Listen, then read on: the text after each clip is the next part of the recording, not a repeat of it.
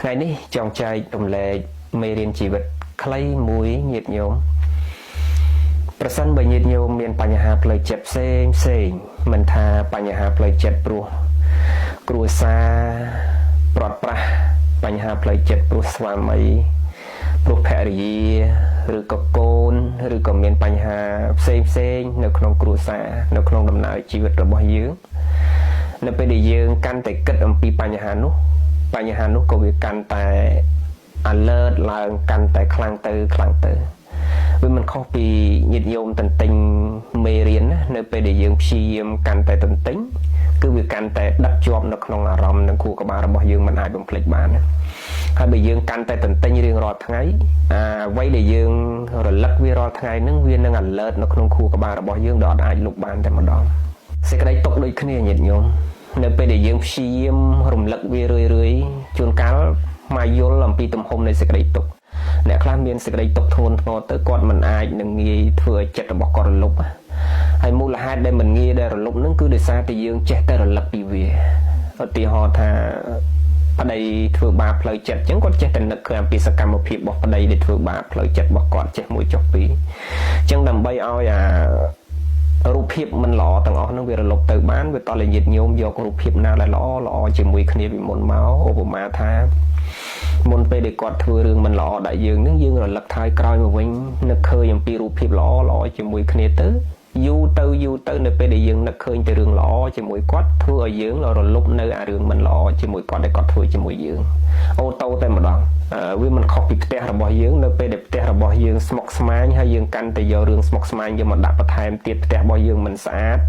យើងអត់ខំប្រឹងថែខំប្រឹងសម្អាតយើងគិតតែយកអារឿងមិនល្អយកមកដាក់ថែមគឺផ្ទះរបស់យើងកាន់តែមានសភាពស្មុគស្មាញចិត្តរបស់យើងដូចគ្នាញោមនៅពេលដែលយើងចេះតែប្រមូលអាបញ្ហាយកមកដាក់ដដែលបញ្ហាតែមួយនឹងក៏ដោយបើកាលណាយើងកាន់តែរំលឹកវានឹង alert មកដោយមិនងាយរលុបបានទេហើយបញ្ហានៅពេលដែលយើងយកមកកាន់តែច្រើនក៏វាចូលនៅក្នុងចិត្តរបស់យើងកាន់តែច្រើនដូចគ្នាអ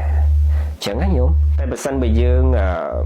យករឿងល្អជាច្រើនយកមករលឹកក្រៅអំពីរឿងនិងបញ្ហាដែលយើងកំពុងតែជួបយូរទៅវានឹងរលុបអារឿងនិងបញ្ហាដែលយើងកំពុងតែជួបដោយអាត្មាធ្លាប់លើកជាឧទាហរណ៍ខ្សែអាត្មាចាស់ញាតិញោមធ្លាប់ស្ដាប់វិទ្យុធ្លាប់អីមកធ្លាប់លើកថាឧទាហរណ៍ថាដូចជាយើងសម្រាកនៅក្នុងបន្ទប់មួយប្រសិនបើបន្ទប់នឹងមានសត្វមួយងាប់ឧទាហរណ៍ថាកណ្ដុរឬក៏ឆ្មាចឹងចោះឬក៏កណ្ដោចឹងចោះដំបូងយើងអត់ដឹងហេតុអីបានមានក្លិនមិនល្អដល់ពេលណាដែលមានក្លិនមិនល្អយើងចាប់ផ្ដើមស្វែងរក